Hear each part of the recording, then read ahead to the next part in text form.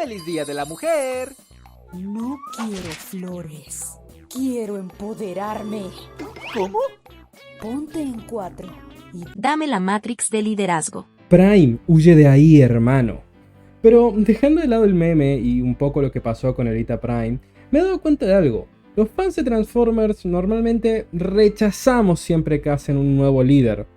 Así que, sinceramente, ¿esto es porque no queremos algo nuevo o porque genuinamente lo están haciendo mal?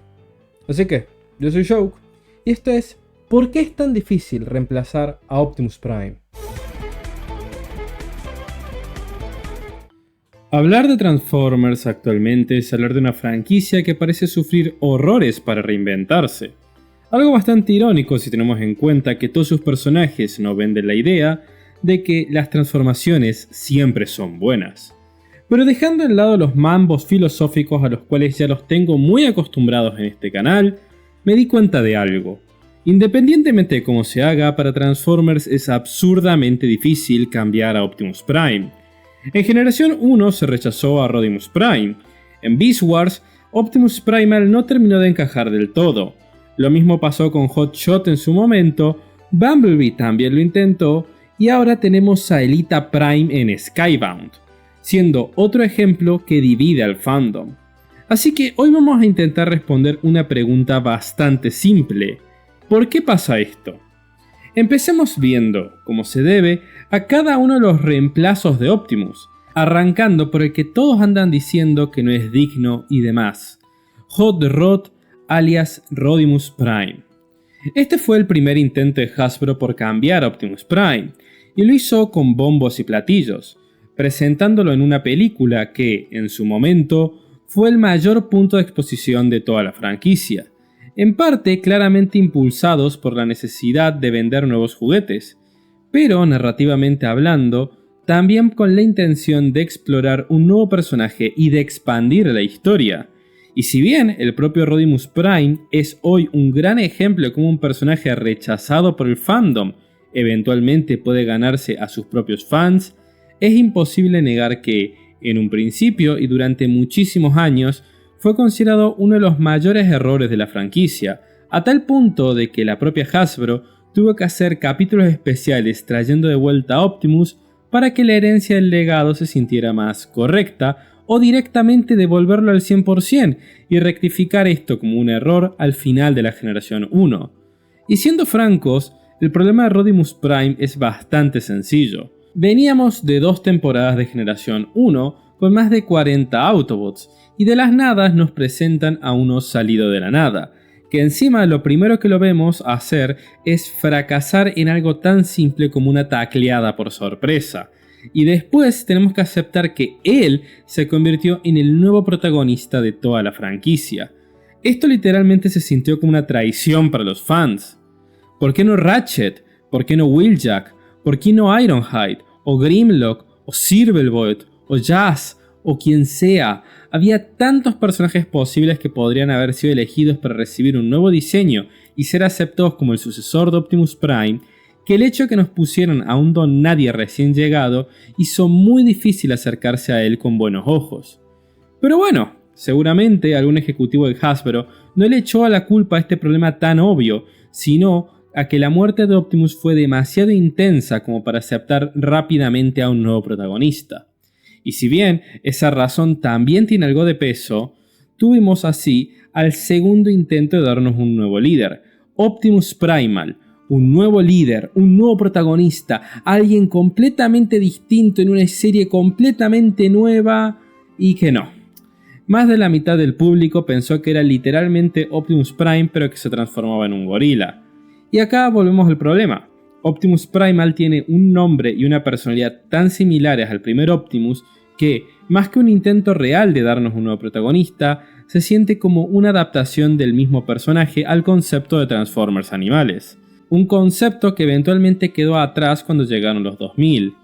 Y fue ahí cuando, por suerte, alguien en Hasbro pareció entender lo que ya mencioné con Rodimus Prime y decidieron hacer las cosas con un poquito más de tiempo de anticipación.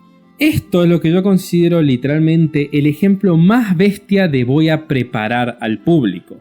A lo largo de todos los años 2000 se decidió sacarle progresivamente el protagonismo a Optimus Prime, esencialmente creando un nuevo personaje que cumpliría el rol de ser el amigo de los niños.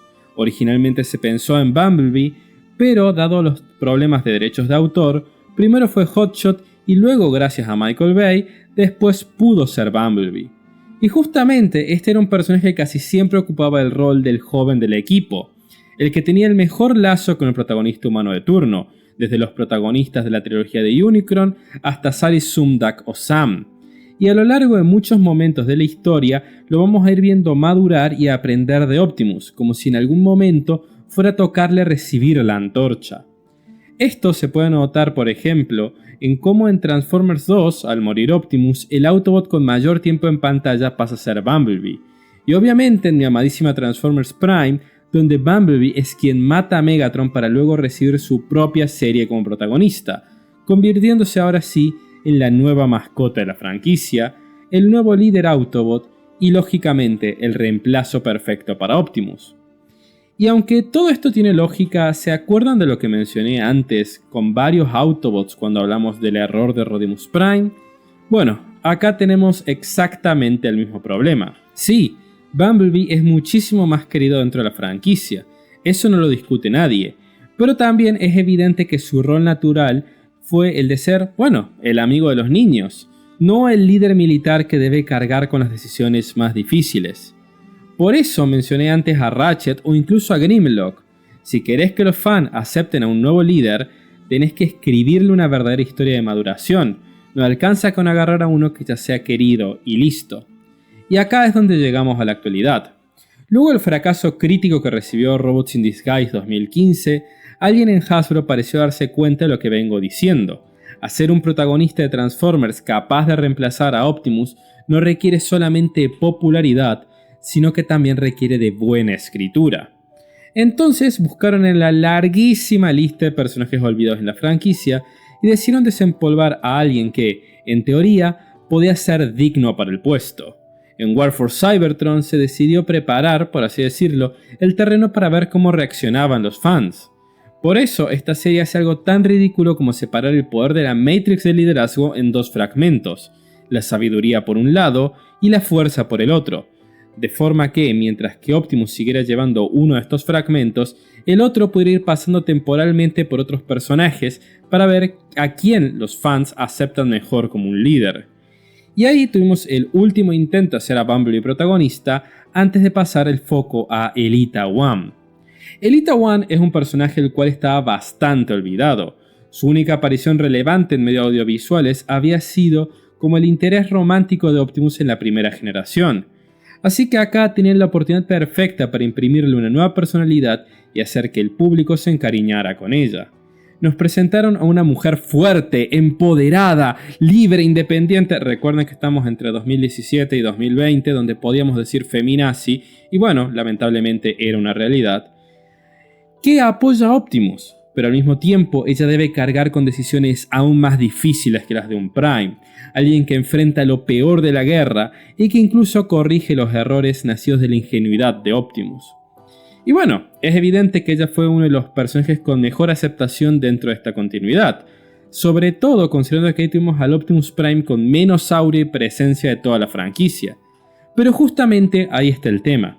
Para que Elita brille, primero hay que convertir a Optimus Prime en un novato, débil e ingenuo, algo que no representa ningún problema si estamos hablando de un Optimus que todavía ni siquiera es Prime, como es el caso de Transformers One.